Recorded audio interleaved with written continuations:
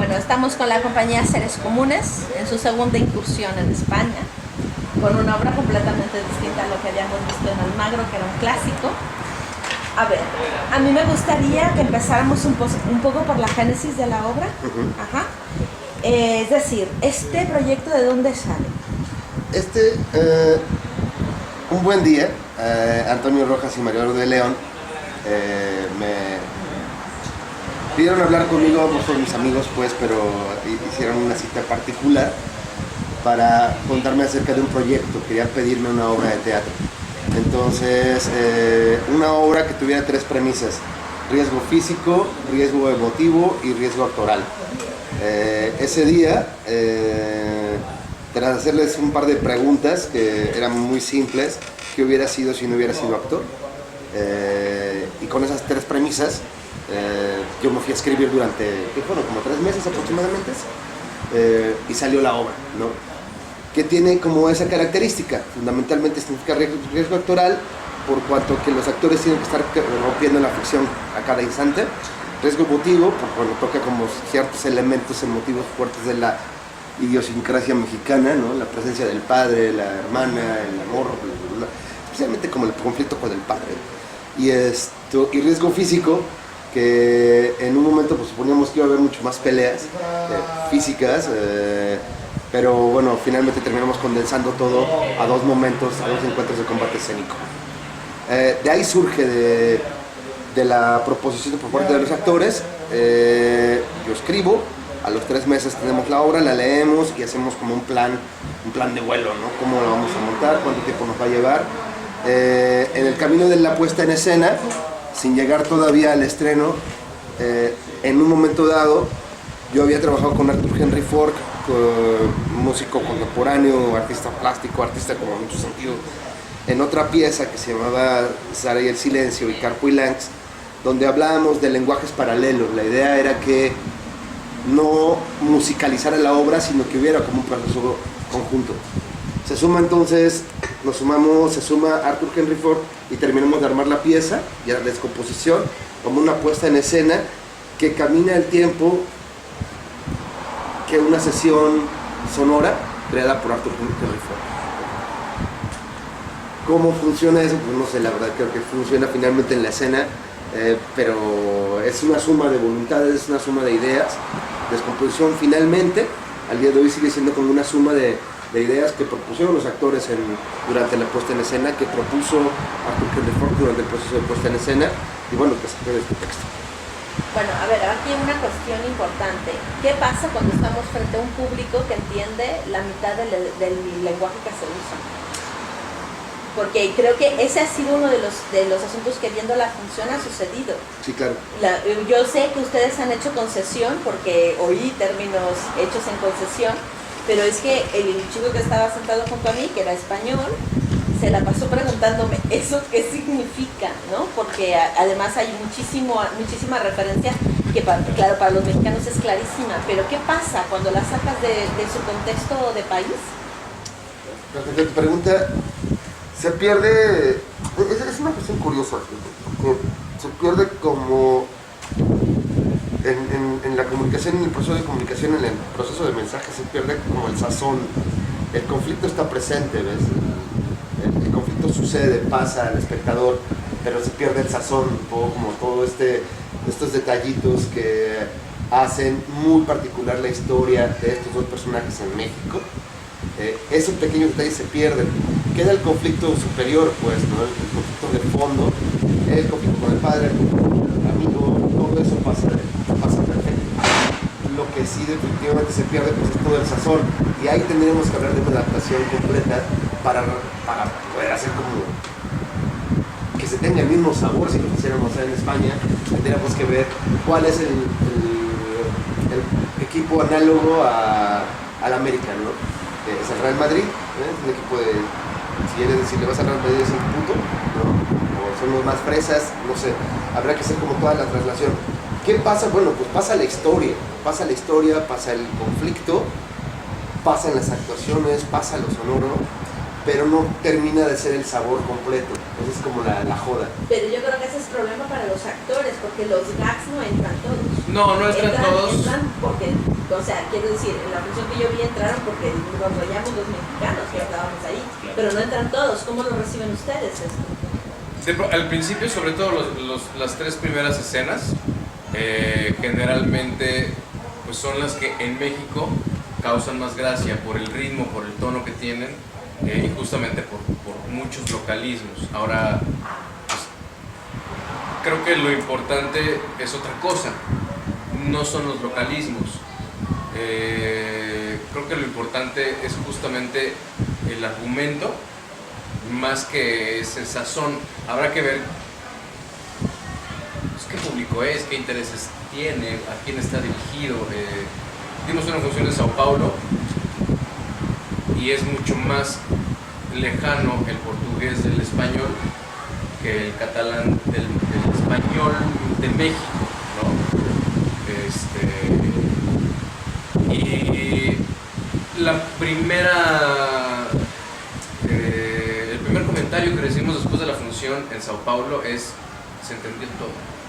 Pero ¿no será eso porque es más cercano también el humor latinoamericano? Porque quiera que sea, los brasileños son mucho más cercanos a nosotros a nivel de manera de ser o de manera de trabajar. ¿Qué pasa? Aquí esto es lo que me gustaría que me hablaran. ¿Cómo recibe un actor esta diferencia? No tanto del lenguaje, quizá, porque también tenemos el problema del lenguaje, sino también la cercanía con el que se dice. Lo que a mí me sucede es que yo puedo apelar a la parte más exterior del lenguaje, pero si apelo a eso, estoy perdido. Entonces tendría que apelar a lo que quiero significar con eso. Entonces, si el asunto es solamente pelearnos por el partido de fútbol, no tiene chiste. Si el asunto es, vamos a reconocernos entre clases sociales, no importa qué partido vayas, de repente el juego entre clases es el que estamos viendo. Entonces vamos a otra capa de la cebolla. Si en el fondo de eso nos conocemos como iguales, vamos a otra capa de la cebolla y así. Entonces, lo que a mí me sucedía durante la función es que, claro, no recibía la energía del espectador que normalmente recibo en México, pero trato de no nadar en ese discurso, sino en el que está más abajo. A ver qué tan rápido puedo bajar las capas de la cebolla para irme directamente a la relación amistosa que estamos construyendo desde el primer momento, para que de ahí podamos tener la relación de descomposición de los personajes. Qué interesante, la obra Descomposición la seleccionaron para un seminario de traducción en Nueva York. Lo que era interesantísimo de la traducción, en el proceso de la traducción, es que los gags pueden funcionar en cualquier idioma, ¿ves? Siempre va a haber como esta correlación o este conflicto clase alta, clase baja, el pobre, el rico, el chico fresa, el chico jodido. Siempre va a haber un margen de corrupción. Yo no sé cómo va a pasar esto, por ejemplo, en Suecia, ¿no? Con alto índice de no corrupción. Van a decir, qué fantástico, güey. Es posible que alguien sea corrupto. Pero el resto del país, el resto del mundo entiende perfectamente la corrupción. Y siempre va a haber un Real Madrid-Barça, siempre va a haber un Boca River. Sí. Eso está en todas partes. Siempre va a haber un rico y un pobre, ¿no? Bueno, no en Suecia. No en Suiza, pero pues creo que los localismos pues finalmente se pueden adaptar. Pero más que es decir, a lo que voy es que finalmente la esencia es este punto. El problema de clase, el primer conflicto que lanzamos en el primer cuadro es un conflicto de clase. Como para uno significa un problema, como para Carlos, el personaje pobre que vive en la Doctores, significa un problema de autoridad, porque me están imponiendo algo cuando yo no traía nada, estaba limpio, y para el otro es un problema familiar. Puta madre, me van a poner una cagotiza enorme, ¿no?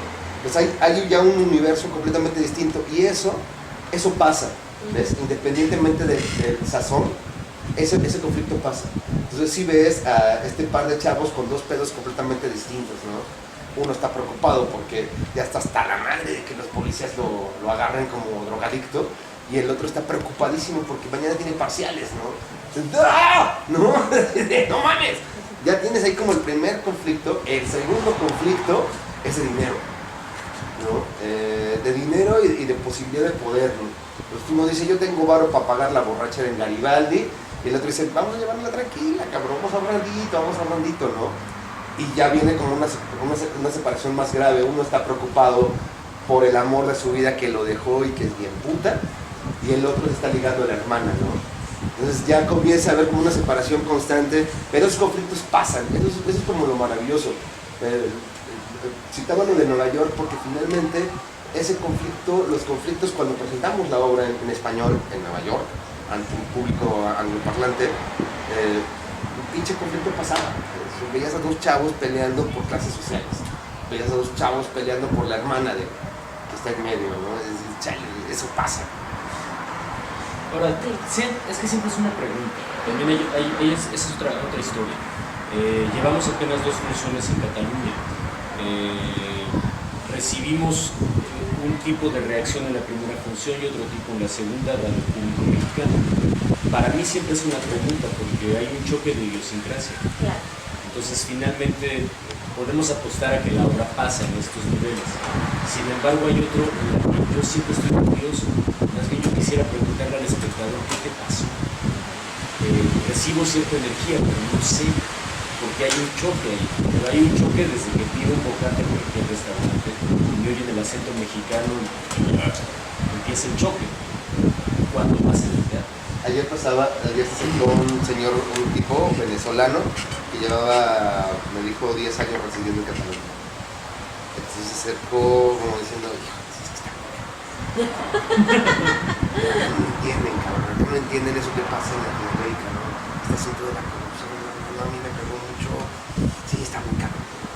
Se fue así como con una... Ahora lo entienden más. Ahora lo entienden más. Con la crisis económica en España se entiende más, ¿no? Y de hecho los que tenemos muchos años viviendo en España, todos estamos como viviendo un déjà vu muy extraño, ¿no? Pero claro, eso ustedes, eso para ustedes que no pertenecen a ahora sí que este mundo, ¿no? Sí que les puede gustar. Pero ahora yo creo que lo entienden mucho más.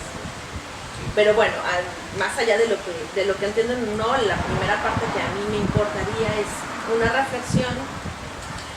Yo creo que en nuestro país muy rara vez reflexionamos sobre lo que hacemos, creo que más bien hacemos como bonas y luego a veces hay que reflexionar. Y en principio yo tengo un enfrentamiento después de haber vivido tantos años en Barcelona y de haber hecho teatro en México con los actores mexicanos.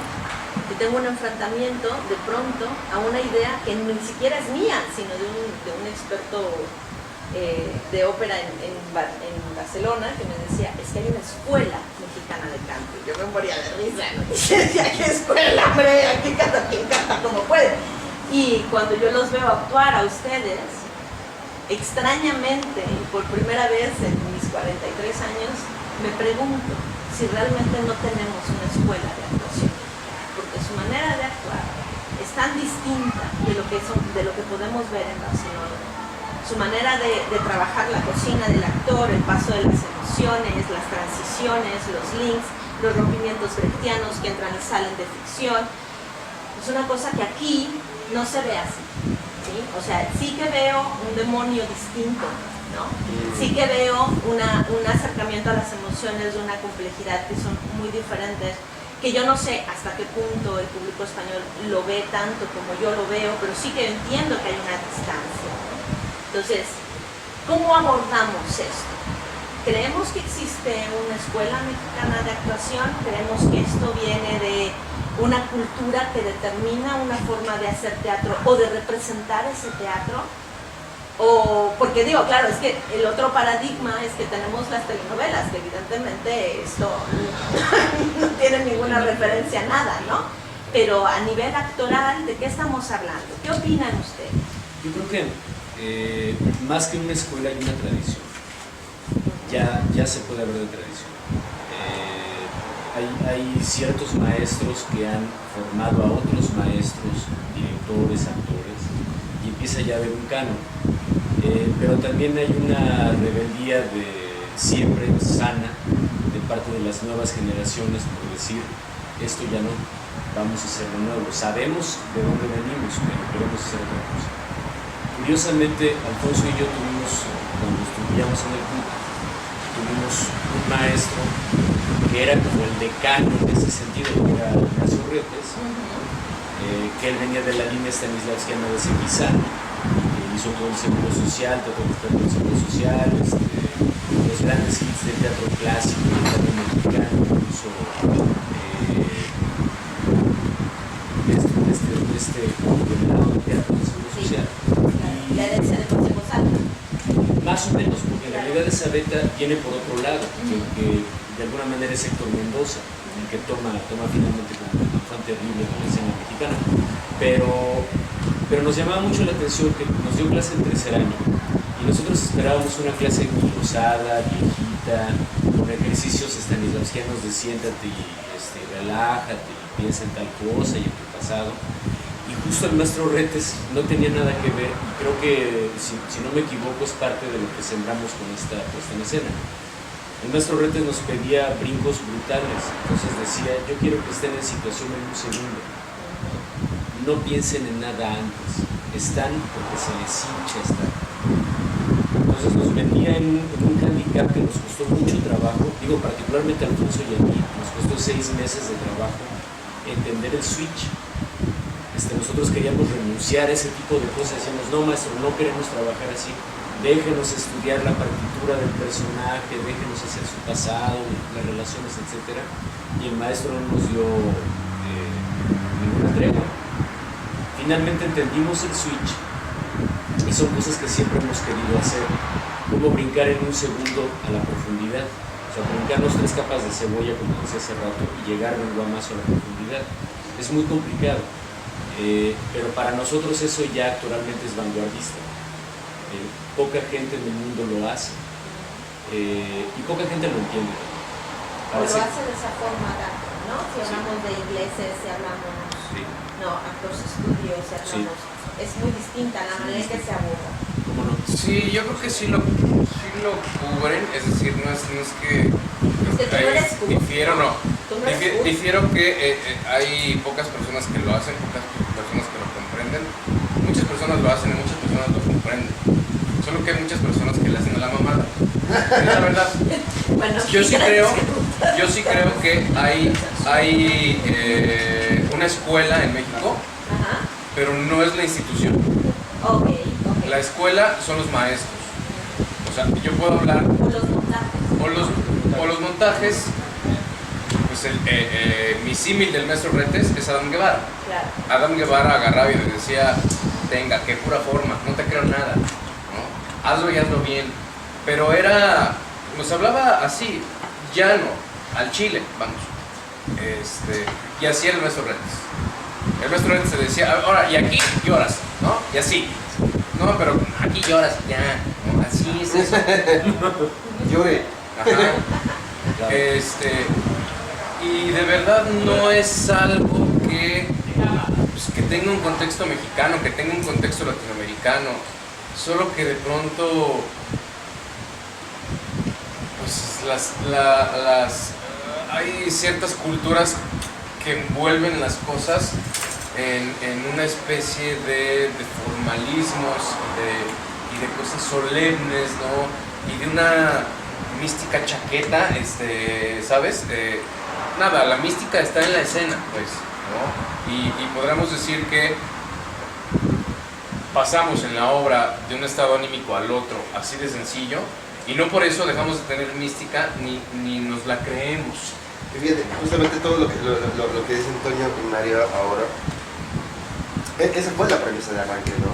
A ver, ya estamos hasta la madre de párate en tu luz, ok, carga, vamos a hacer 3 meses de investigación, la puta madre, ¿no? Tu personaje. La idea de discusión fue en su momento, porque mira, estamos hablando finalmente de 2008, estamos en 2012, esta obra la comenzamos, la primera cita fue 2007. Fue 2007 y nos tardamos 1 año en montarla. Porque nos la pasábamos bomba, jugando Scrabble, echándonos unas chelas. Las sesiones eran de 3-4 horas. Nos veíamos 3 horas minutos y después jugábamos Scrabble. Lo llamamos el ensayo yugoslavo.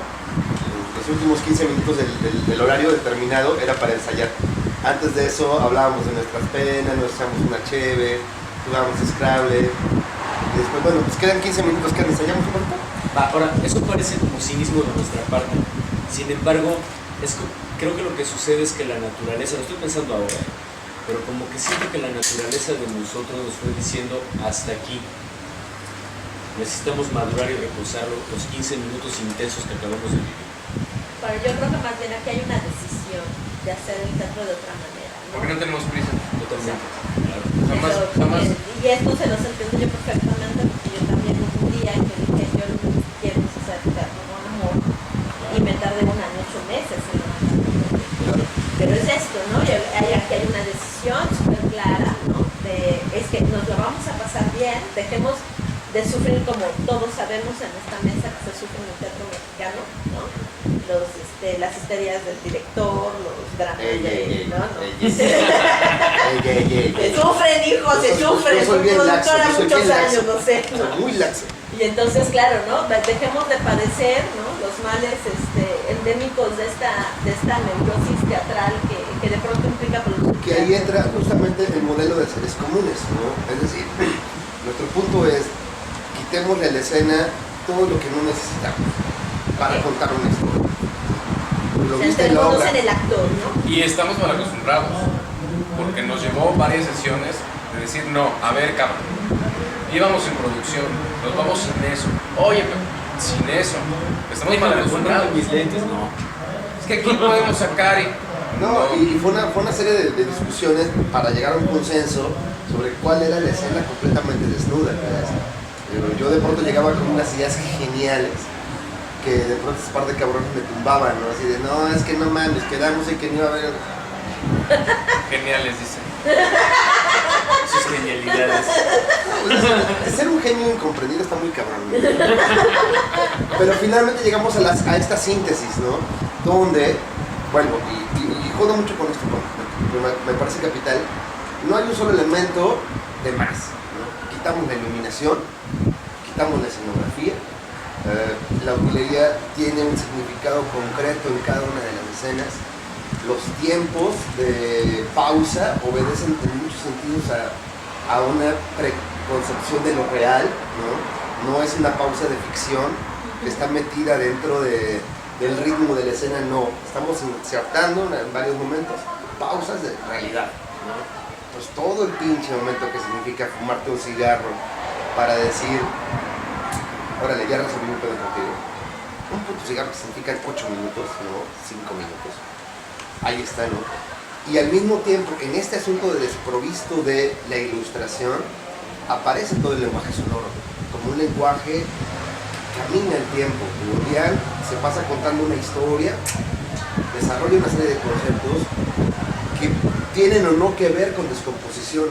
Hay una cosa que además yo también veo como un lenguaje que es muy raro ver fuera de México. Que yo no sé si tiene que ver con nuestra pobreza material, en cuanto a que siempre dependemos de la beca del FONCA, de los 3 pesos un clip y 2 masking tapes que nos da no sé quién para hacer la obra. Pero que a mí me parece de las cosas más maravillosas que tiene el teatro mexicano, que es la capacidad de los actores de convertirse sin cambio de luz, de producción y nada, en otra cosa. Entonces yo aquí de pronto me empezaba a entender que por aquí era una búsqueda de centrémonos en el actor y ya. Y de pronto sí veo que hay un cambio de vestuario, ¿no? Que hay una parte en la que ustedes determinan, y cuando no tenemos producción, el hecho de que haya una cosa de producción que cambia es determinante, ¿sí? ¿Por qué? Porque efectivamente si no hay nada, el día que la hay, ¿no? Tiene una significación única. Entonces quiero que me hablen de la construcción del personaje a partir de esto, ¿no? De no dependemos del elemento, de mi relación con el objeto, ¿no? Sino yo creo ese objeto a partir de quién soy y de cómo cambio el que soy. En principio hay una paradoja, porque nosotros abordamos toda la primera sección de la obra con la ropa que traigamos ese día. Unos jeans, una playera, el reloj que traigo, yo traigo mi anillo de casado, aunque en la ficción no estoy, etc. ¿no? Pero a partir de la segunda mitad de la obra también los personajes acceden a la edad que tenemos nosotros. Y ahí empieza la paradoja, porque en ese momento incluimos ese lenguaje teatral. Entonces vamos al revés. Mientras estamos hablando de una edad que no tenemos, estamos con las cosas que tenemos. Sin embargo, cuando ya tenemos la edad de los personajes, vamos a un escalón teatral. Y también a partir de ahí ya la descomposición de los personajes es mucho más clara. Entonces los vestimos bien para descomponernos. Pues hay otra serie de lenguaje que tiene que ver con ello. De todas maneras, esa ropa no es distinta de la que usaríamos nosotros en lo cotidiano. Solamente metemos un elemento menos descompuesto para descomponernos nosotros al interior. Es una primera parte. Esto es además un concepto muy interesante, ¿no? Es decir, hablan ustedes de la descomposición del ser humano a nivel celular, físico, cuerentamente hablado, y al mismo tiempo vemos a dos seres humanos que descomponen su vida, que se descomponen ellos, ¿no? Y al mismo tiempo vemos una descomposición físicamente clara, ¿no? Entonces, realmente, o sea, ustedes partieron básicamente del concepto de descomposición en todos los ámbitos. Sí. Digo, hablamos del asunto de producción. Digo, hay un antecedente que es importante y es, tanto Mario como yo hemos estado metidos en el trabajo de producción técnica, dirección técnica. El momento donde renunciamos a toda la técnica teatral, a todos los artilugios técnicos, en realidad era una renuncia a todo lo que sabíamos hacer, ¿sabes? Que sabíamos controlar consolas, que sabíamos iluminar, que sabíamos toda la tramoya y cómo construir una mampara y levantar un escenario. Renunciamos a todo eso por darnos más tiempo en este desarrollo conceptual de la puesta en escena. Descompusimos la escena. O sea, en ese sentido, voy a ese punto, descomponer. Descomposición también supone una descomposición de la puesta en escena, ¿no? Descompusimos, quitamos la iluminación, quitamos las escenografías, quitamos el orden diacrónico, extendemos el tiempo. Cuando hablas de si el concepto es descomposición, sí, la primera, cuando comenzamos a ensayar esta obra, hablábamos incluso de descomponer la técnica actoral, ¿no? ¿Cómo chingados hago para switchear a otro personaje? Perfecto, no actuemos, ¿no? Digo, fundamentalmente hay tres capas de actuación en este proyecto, que es el personaje en ficción, el personaje reflexionando sobre sí mismo y el actor reflexionando sobre el personaje, ¿no? Pero hay muchísimas más capas en el medio que ya son tan sutiles que es muy difícil como describirlas. Y regresaría un poco a lo mismo, justo como a niveles más burdos de producción, justo lo que decía Alfonso, están los elementos que tienen que estar, que necesitan estar. Alfonso trabajó en producción técnica en el Cervantino, en varios Arte 01 y esto.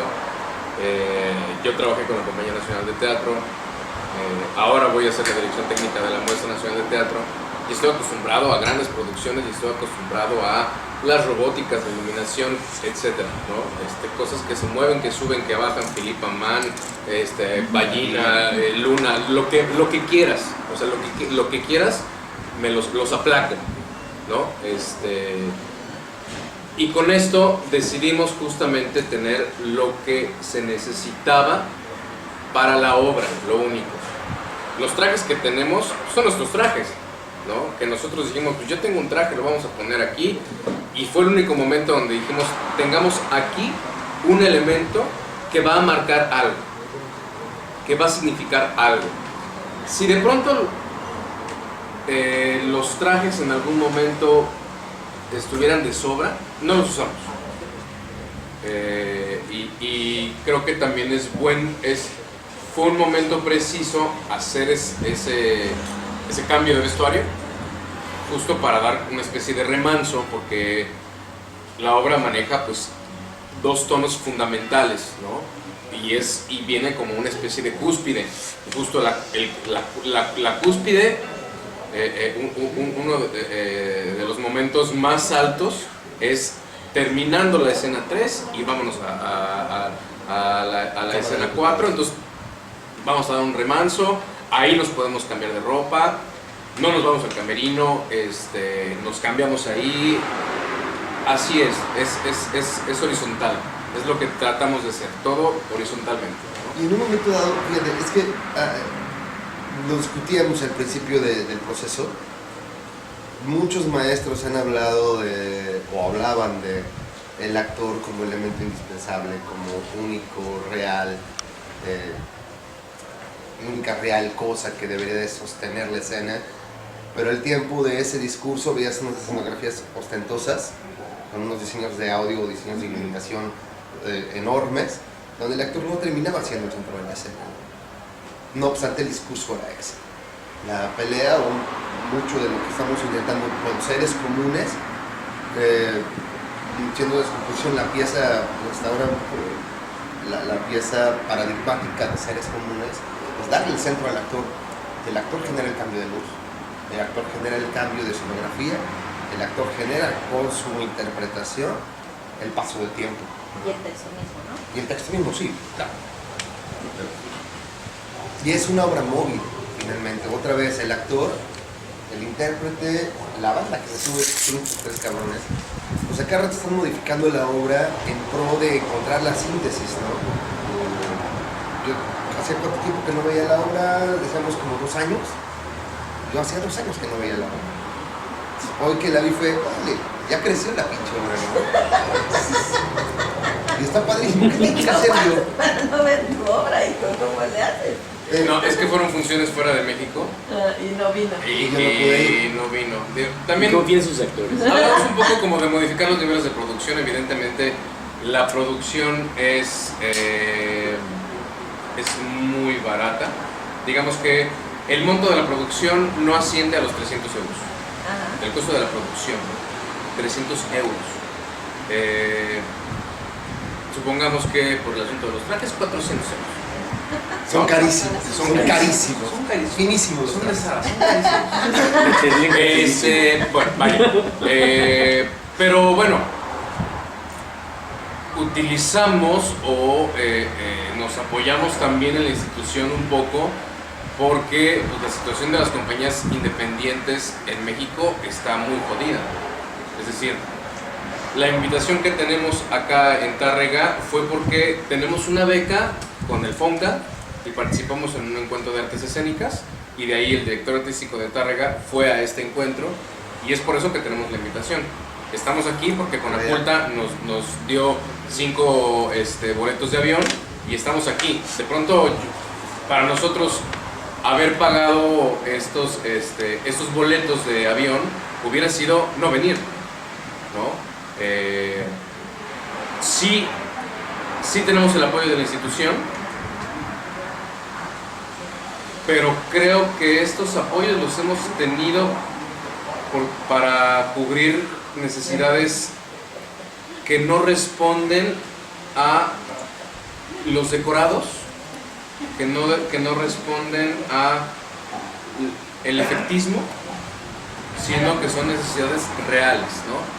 Necesidades de participar, necesidades de llegar, o sea, ese recurso no está desperdiciado en una mierda que sube y baja y que entra y sale y que tiene agua y que flota. Vamos. Bueno, que también puede ser chulo. Que también puede ser muy bonito. Sí, ¿no? O sea, no, eso se puede va ser a muy bonito. minimizar. Tiene una compañía independiente. Y no es- Exactamente. y tampoco estamos peleados con eso. Estamos peleados con que lo más importante sea la mierda que sube y baja y no el cantante o no el actor, ¿no? Con eso sí estamos peleados. Arrancamos en el 2008 en un espacio independiente y nos quedamos en un espacio independiente con descomposición. Ese fue nuestro estreno, con una premisa clara. Todo lo que habíamos invertido lo teníamos que recuperar en esas funciones. Recuperamos nuestra inversión en las primeras 3 funciones y después cayó un poquito de dinero para cobrar, ¿no? De ahí para adelante la institución nos ha servido para cobrar. Ha sido, como debería ser una institución, un medio, no un fin.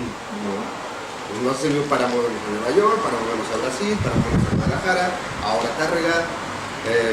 y creemos que seguirá sirviendo para eso, como medio, ¿no? Que es un poco el sentido de las compañías independientes. Si existe una excepción, tendrá que ser un medio, no un fin. Y eso también es un grito de este combo, decir, puta, está padre la beca del Fonca, está chidísimo, pero nos dilata, ¿no? Nos lleva más tiempo y hay cosas que queremos sacar ahora, ¿no? O queremos sacar con nuestro tiempo. Finalmente, Descomposición, si se llevó un año, es porque realmente nos la pasamos bomba, ¿no? Pinche ensayo, casi significaba un problema marital, ¿no? Y nos la pasamos tan bien. Ah, ya vas a tu ensayo, ¿no? Sí. Hay que trabajar. Con la chuleta. Y de verdad fue un placer todo el proceso, ¿no? Y además de hacerla, de dedicarse a los ensayos y a preparar todo este montaje, también hace otras actividades. Sí, claro. O sea, para vivir o para... No, es necesario. bueno, es que en realidad parte de siempre del medio, siempre de ser actores, directores, escenógrafos, músicos, etcétera, etcétera. Y creo que esa es la esencia del colectivo. En realidad nos juntamos porque se nos pega la gana trabajar con esto. Distinto de me llaman al proyecto para hacer tal cosa, ok, resuelvo, me guste o no me gusta el proyecto, tengo que vivir de eso. O sea, a veces uno acepta cosas que no quiere. Aquí no, aquí lo hacemos porque se nos hincha, porque queremos hacer este conjunto. O sea, que no se puede vivir de teatro en México. Sí, lo que pasa es que no se puede vivir de una compañía en México. Y tampoco se puede vivir del teatro cuando tú escoges todos tus proyectos, eso es muy difícil. O sea, que en general yo tengo que hacer dirección técnica, él tiene que dar clases, Antonio de pronto agarra algún personaje, bueno, alguna obra, lo llaman de alguna obra en donde dice, bueno, pues la obra no me dice nada, ¿no? El discurso de la obra no me dice nada, estoy trabajando para este montaje, ¿no? Sin dejar de gustarnos lo que hacemos, ¿no? Ni dar clases, ni hacer dirección técnica, ni actuar, ¿no? Sí, el punto es justamente como, es eso, pues. O sea, todos hacemos un chingo de cosas y nos tratamos con chingaderas, donde invertimos poco dinero, lo recuperamos pronto y esperamos que la obra salga, funcione, para que tenga mucha vida, ¿no? De verdad, creo que Descomposición de Placeres como no es un fenómeno paradigmático. Nada, llevamos ya 4 años con la apuesta y cada tanto decimos, pues ya hay que pararle, ¿no? Yo creo que ya llevamos demasiado tiempo, y ahí sale la siguiente propuesta, ¿no? Para el Foro de Artes Escénicas en Guanajuato, en León, de verdad no teníamos otra cosa que hacer. Metámonos, pues tal que chingados, ¿no? Ya lo habíamos metido, nos habían rechazado, ¿te acuerdas? Para el Foro de las Américas, Foro Corte de las Américas, metimos la propuesta de Descomposición y nos sacaron bajo el argumento de que, no era, que la obra era muy difícil de mover. Bueno, sí, perdón, ¿y se puede hablar de un fin del trabajo, de este trabajo? O sea, un objetivo, algo que provoque, o sea, que quieran provocar, ¿no? Sobre la puesta en escena. Sí. Pues mira, digo, es un espejo, ¿no? O sea, finalmente cuando hacemos la obra es un espejo, pues es lo que estamos viviendo en México ahora, con todas estas campañas de Monex y lavado de dinero y corrupción, que pues, genera un poquito de conciencia, pues, esta traición entre los amigos no deja de ser la esencia del problema en México. Las traiciones constantes, ¿no? La traición Cuando estrenamos la obra, en la Cámara de Diputados estaban en la 60 legislatura. Rebasamos la 60, pasamos por la 61 y acaba de entrar la 62. Y el discurso es el mismo. Pasa exactamente lo mismo. Y acaban de aceptar, de avalar una elección completamente comprada y que se basó en el dinero. Y el texto lo dice. Va a ser candidato a diputado en 8 meses y 30 y tantos millones de pesos. Va a ser candidato a diputado y va a ganar. Claro, en tantos meses, en 6 años, va a haber un presidente que tenga la mayor cantidad de dinero.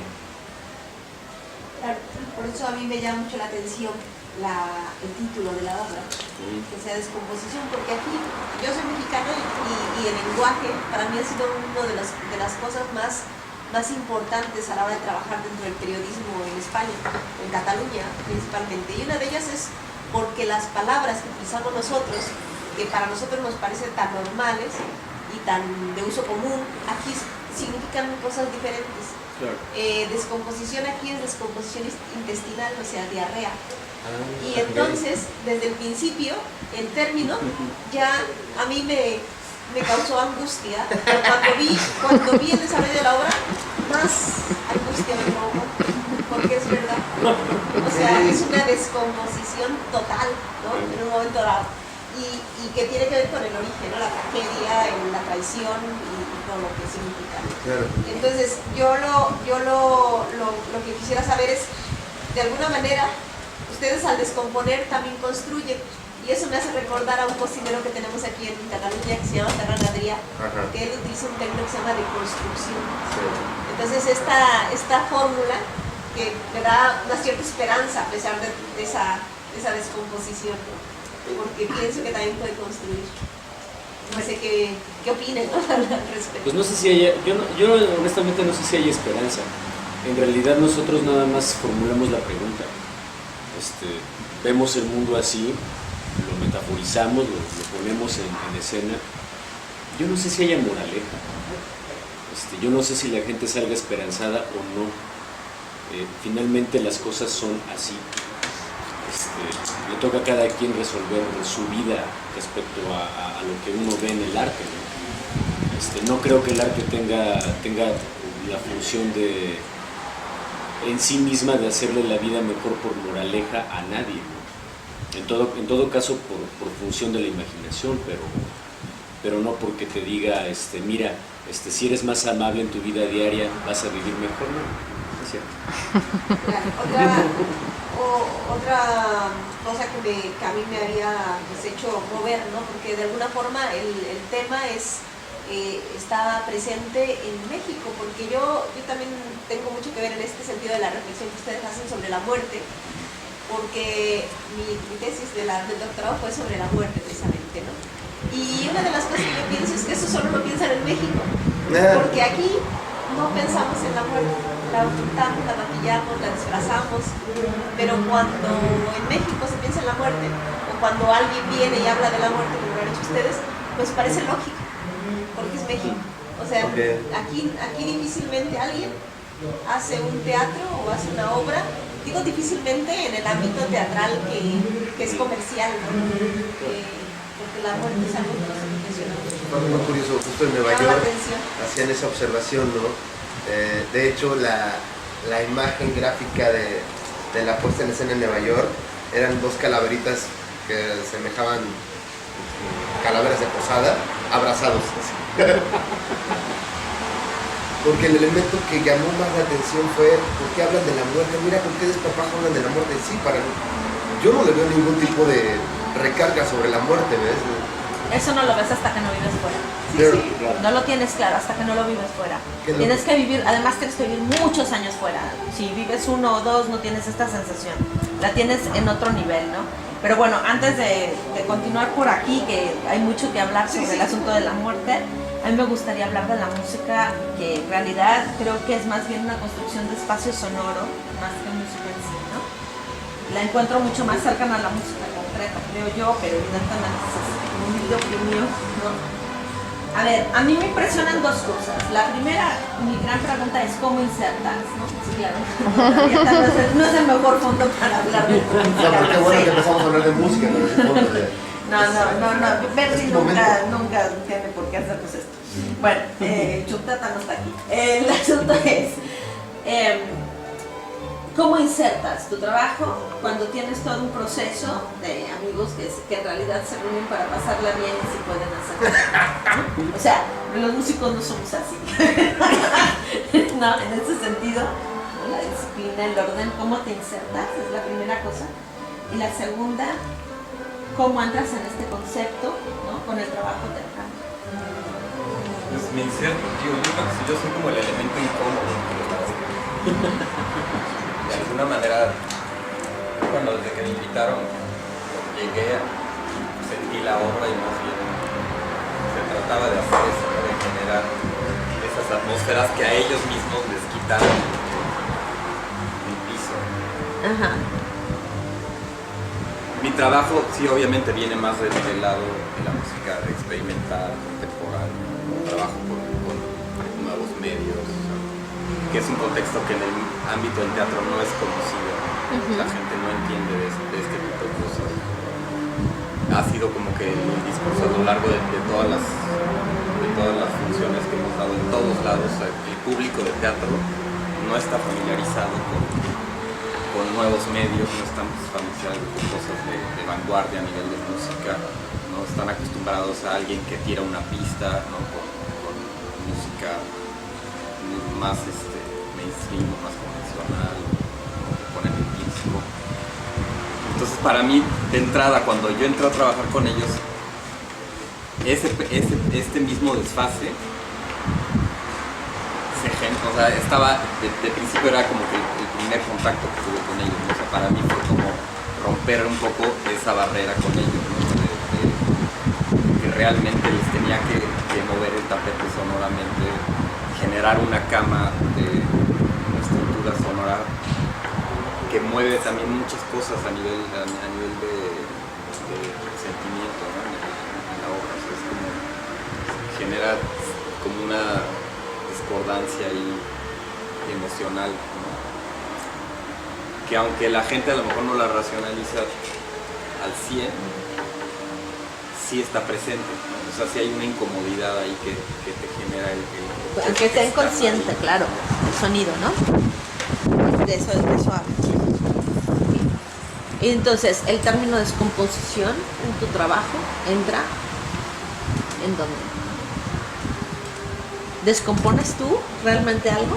Creo que todo mi asunto es descomponer. No, de hecho vine y les descompuse muchas cosas, porque había como, de hecho, digo, aunque siempre tuve la libertad, sí había ciertas cosas que ellos esperaban que estuviera y que yo completamente destruí. Que olímpicamente envías el carajo. Incluso tus ideas geniales. He hecho lo que he querido y ellos han tenido que padecerla en escena. O sea, de alguna manera es como... Permíteme, aquí el punto que es la relación de trabajo con Diana en un par de proyectos. Desde la primera vez que yo escuché el trabajo de Diana en un concierto, la apreciación de esa sonoridad, de esas construcciones sonoras, me dio para pensar no la música, no esta investigación sonora para apuntalar el discurso teatral, sino como un discurso paralelo, ¿sabes? Yo he invitado a muchas personas a decir, cierra los ojos, no veas la obra, escucha la suma del sonido que no tiene que ver en muchos momentos con lo que está pasando. O sea, no hay un apunte. Pienso y es como un poco el trato que siempre le tiro a Diane. Pienso que es un concierto del cual podríamos quitar la obra y suceder el concierto solo. Sí, pero también o al revés, no es una aportación sonora situacionista. Exacto. O sea, yo, si están en Garibaldi, que yo inclusive lo tuve que trabajar con ellos, porque ellos querían que metiera mariachi. Para mí era así, o sea, no es si estás en Garibaldi te voy a poner algo que parezca Garibaldi. Es en donde yo voy a simbrar el contenido emocional de lo que está sucediendo en la escena. Es decir, no te describo la escena, sino hago el comentario emotivo. ¿Te refieres a esto? Sí, de alguna manera sí, pero tampoco es un comentario emotivo que caiga en un lugar común. Sí, o sea, estamos hablando un poco más... Es algo mucho más visceral. Sí, que no es racional. Que los mueve a ellos y que aparte mueve a la gente desde otro punto, ¿no? Porque son, hay mucho manejo de frecuencias, de bajos Hz, de altos Hz, que inconscientemente también te afectan Bueno, de hecho, tan es así que el momento en el que se empezó a salir la gente de la obra fue cuando empezó tu música. No, no es que te quiera decir que es tema, pero fue el momento en que se empiezan a sentir incómodos. Y yo creo que hay un punto en este sentido en que es un gran arriesgue del montaje. No, y ese es mi manera de descomponerlo. Yo les descompongo la obra, yo hago que la gente se sienta incómoda, que no entienda, que digas, que se calle ese güey. Que se calle ese güey. Claro. Que se calle ese güey, es muy buena imagen, ¿no? Que además ahí está calladito, ¿no? Antes, al principio, Ian insistía en que él quería estar atrás de la cortina. No, ni madre, se expone. Hay que exponerte, ¿no? Ya. Porque la gente no entiende, o sea, la cosa es, yo digo lo mismo, en un contexto teatral se pierde mucho de eso porque la gente no está familiarizada Con este tipo de... con este tipo de cosas, o sea, la verdad es que no, viven en, o sea, la gente de teatro está como encapsulada en su mundo y están acostumbrados. Uf, y ni te cuento en la ópera en dónde andamos. Mm. Pero bueno, esa por fortuna no es la realidad europea, ¿no? A ver, ahora aquí a mí me pareció una cosa muy, muy, muy, muy bonita que uno llegue y le ofrezcan de beber.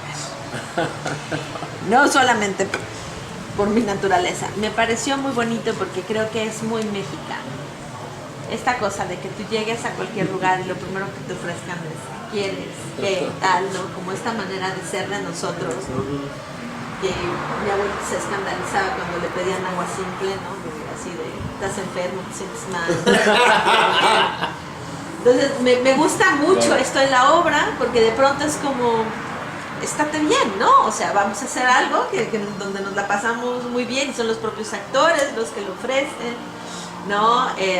No tienen esta cuarta pared, ¿no? Es como muy chulo y este primer planteamiento me hizo recordar realmente una naturaleza mexicana que recordamos pronto. Eso fíjate que fue un resultado, esta naturaleza mexicana. No era una premisa. La premisa sí era, que la trabajamos entre los tres, es una cercanía con el espectador, ¿no? Un nivel igualitario con el espectador, ¿no? Y una especie de comunión para iniciar. Es decir, no están los actores en el camerino y hay una cortina cerrada en un tablado que tiene otro nivel que el espectador, que está más alto que el espectador. No hay una cuarta pared. Hay un recibimiento por parte de los actores, que son seres humanos como son seres espectadores, comunes, ¿no? Son seres comunes. Hay un ambiente relajado al iniciar y hay un momento en donde decidimos empezar. En ese previo, pues lo que se nos ocurrió fue pues ofrecer de beber, porque la obra, todo el tiempo estamos bebiendo en la obra, de eso habla la obra, ¿no? Hay alcohol en todas las escenas, absolutamente en todas, hay, salvo en la primera, no, como en México, Pero me traen salvo en la primera, exacto, salvo en la primera que él está borracho, que no están físicamente, ¿no? Pero en todas las escenas hay alcohol, se ve el alcohol, jugamos con eso. Entonces, pues bueno, ¿por qué no ofrecemos de beber? ¿Qué? Estamos hablando de tequila, pues tequila, ¿no? Cuando estrenamos ofrecíamos agua, refrescos, cerveza, tequila y ron. Y después lo hemos seguido ofreciendo. Ahora ya solamente nos trajimos aquí a Cataluña tequila y compramos cerveza. Pensábamos en algún momento dar vino, pues por justo estar en Cataluña, pues demos vino. Creo que el calorcito que está haciendo se antojaba más como la chela, pero salvo en Sao Paulo que dimos 2 funciones y que ahí no podíamos dar de beber, en todas las funciones hemos dado, ofrecemos a la gente.